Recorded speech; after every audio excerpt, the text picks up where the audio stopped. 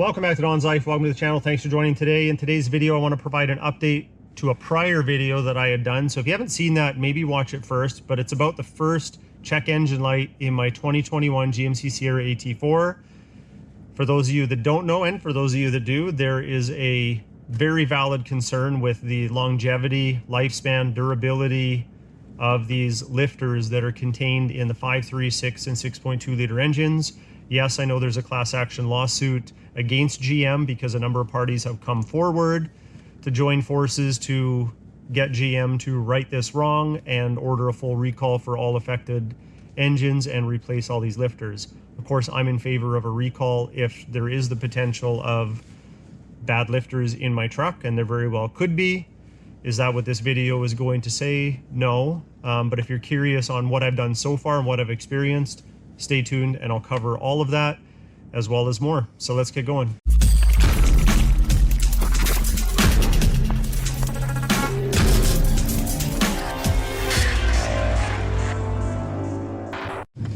So as you can see, I'm still driving my truck. It's performing well. I do have some updates for you on what I've done, what I haven't done, and we'll get to that in a moment. But first, I wanted to take a moment to thank everybody who tried to give suggestions, comments, theories, and just sharing in general their experiences when it comes to the issue that I had in the previous video that I made.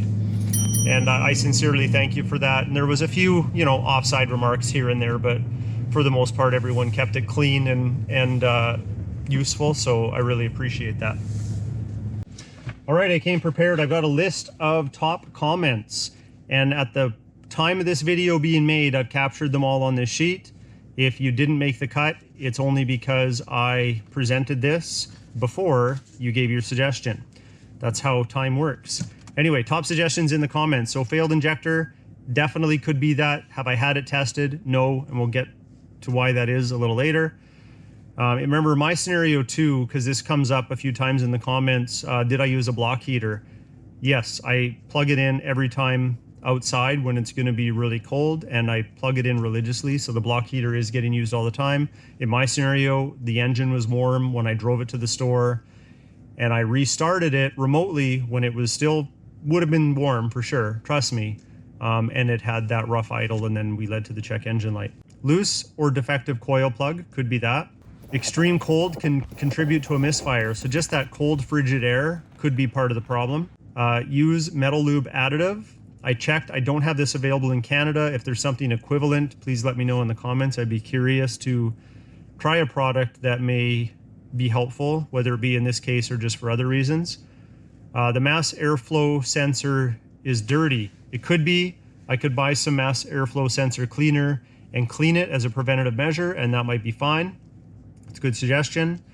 Could be the aftermarket cold air intake. There's reasons, and I'll talk about it in this video in a little bit, that I'm not going to rule that out. Now, I've had 4 6.2 liter engines. I currently own 2. They've all had intakes on them, aftermarket intakes. My wife's Escalade is one of them. She has a 6.2 liter with a K&N cold air intake. No issue, and it's been in the same environment that this truck has been in. And the cold starts have been rough, but they haven't thrown engine codes. So I was reluctant to say that it could be the cold air intake, but I'm not going to rule it out, and we'll get to reasons why a little later. And then there's this one here, overly sensitive electronics. Yeah, these trucks have so much going on now. If you own one of these, you know what I'm talking about. But I owned a previous generation model. My wife's Cadillac actually would be kind of considered a previous generation in a sense. It's an AFM engine and doesn't have DFM.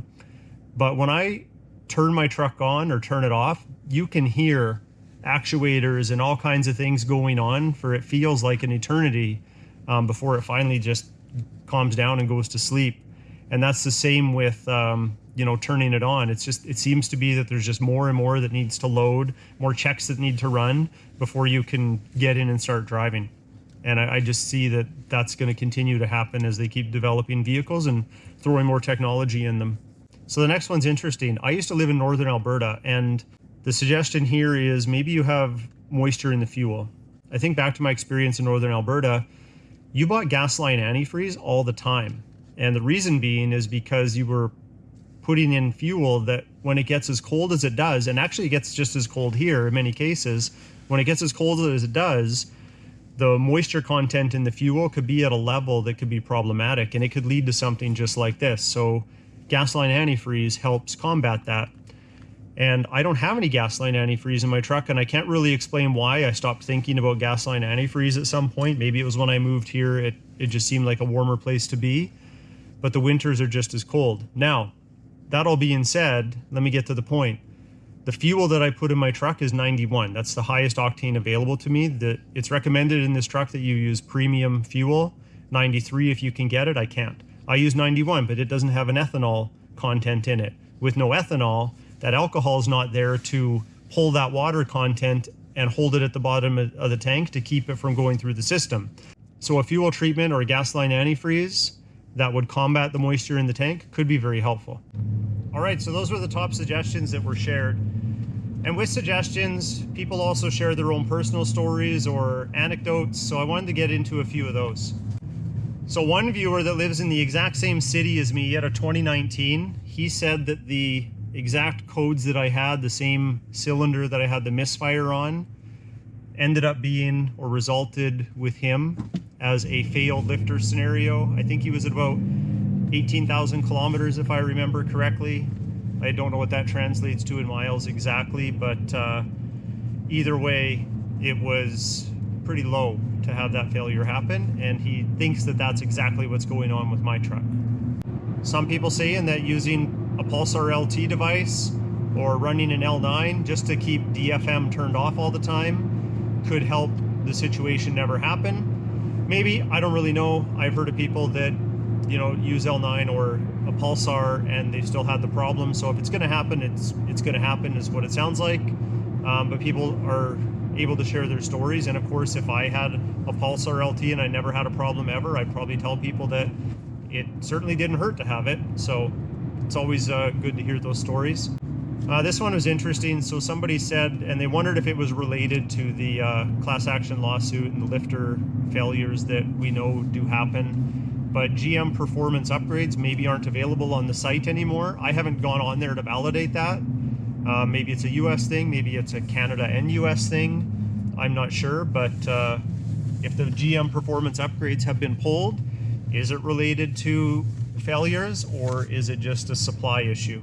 I don't know. Someone said they had the exact same problem as me, but in this case, the injectors just needed to be replaced and they got the injectors replaced and they haven't had a problem since. So it could be that. So this one comes from somebody that claims to be a former dealership owner, and they said that cold starting causes these issues quite often, and usually it's nothing to worry about. Just clear the code and you'll be fine. Now, if it happens often or it keeps repeating, then definitely get it checked out. And now I've had some people also share, and this is multiple times, they've had the same issue, but it's not cold related. It potentially is hot weather or humidity related. So you think about that for a second, and air fuel mixture, misfire, maybe there's something to it. Anyway, those are just people sharing, and it doesn't necessarily mean that they're right or wrong. It's just them sharing their experience, and that's cool. So thank you. All right, let's talk about what happened over the past week or so. So I am very busy with my day job. This winter's no exception. Knowing that the dealership visit was kind of looming over my head, I started to think about just the slightest chance that the dealership might be like, oh, you have an aftermarket intake? Yeah, we can't look at your vehicle. You're gonna have to, you know, come back to us when you don't have it modified. Look, I've had the Escalade in for service with the intake that it currently has, and I have videos about some of the problems we had with that vehicle. It's been great lately, so touch wood, it's been good for actually over 2 years. But either way, they never even batted an eye at it. They were not concerned at all. But you guys give me so many questions about, will the intake be a problem with warranty? Will this be a problem with warranty? That you've almost made me paranoid. I'm not blaming you directly. I'm just having fun with you. But I started to think about one of the other YouTubers out there whose Silverado had a lifter failure, and it's a 2021. And he had a Pulsar LT, and he took it off before taking it into the dealer. And I thought, well, you know what? I could swap the intake pretty quickly just to avoid even the risk of that being a conversation. I don't think it would be, but if it's not that hard for me to put back in the stock intake, then why not? So that's what I did. I disconnected the battery, I put in the old intake. Honestly, it only took me about 15-20 minutes.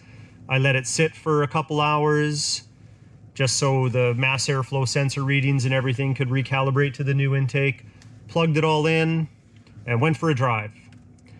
And remember, I already cleared the check engine light previously when I made that video for you, and everything seemed to be okay when I had the S&B intake on at that point. But anyway, I'm driving around, everything's fine. I get home and I decided I should do a deep scan, make sure everything is reporting the way that it was with the previous intake. So when I take it into the dealer, they can start their investigation. Well, I did a deep scan, and as you're probably making the conclusion already, you're right. The codes were gone because I unplugged the battery for too long. My bad. But yeah, all the modules, even a deep scan, nothing's there. Not the permanent codes, nothing. So this definitely changes the dynamic of the appointment that I was going to make. So instead, I contacted my salesperson. We have a long history going back about 10 years or so. We have another vehicle brand new on order with them. We have an allocation for a 2022 Cadillac Escalade to replace the wife's because hers is essentially paid off now. And it's been great since the initial issues were fixed under warranty, and it's been solid. So knowing that I cleared the codes and it now is probably classified as an intermittent issue, even my salesperson, even though he has my back, he's like, yeah, maybe just wait till you have a hiccup so you can bring it in and we can start the investigation with at least a proper starting point. I did let him know that I do have, screenshots and video footage of the misfire and running the codes, and that's enough to possibly get started. But it sounds like it'd be best to have something confirmed that they can dig into, and I get it. I don't want to make an appointment just to waste everybody's time, including my own, to just have the truck given back to me and they just say, oh, it's probably bad gas, because I think that they're just going to make educated guesses at that point.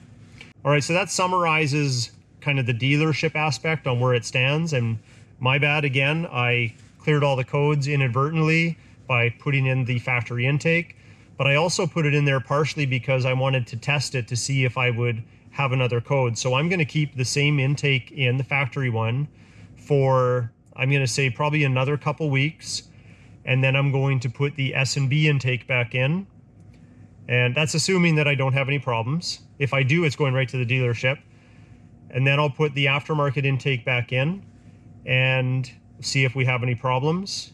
If we do, it's going to the dealer. I'll probably put back the factory intake just to avoid that chance that they won't want to look at it, but at least I'll have the codes there. And then lastly, if there's no problems with the S&B, I'm actually going to try the Cold Air Industries intake that I have still sitting in a box that was in this truck that I tested. And I really like it, by the way. It wasn't quite as aggressive as the S&B. I'll put that one in and I'll run it through its courses and see if we have any problems. So I know that that takes time, and I wouldn't call it the scientific method by any means. But I really kind of want to rule out if a cold air intake was the problem or was it in combination with the cold air. I'm not sure. But again, let's get into what I have done so far. So the cold air intake is back to factory, and we're going to keep it like that for a while. I still continue to keep it plugged in with the block heater anytime it's outside. I've done a combination of parked inside, parked outside when it's been very cold, and I haven't run into a problem yet. I immediately filled up my tank and I added STP fuel treatment. That's the red bottle.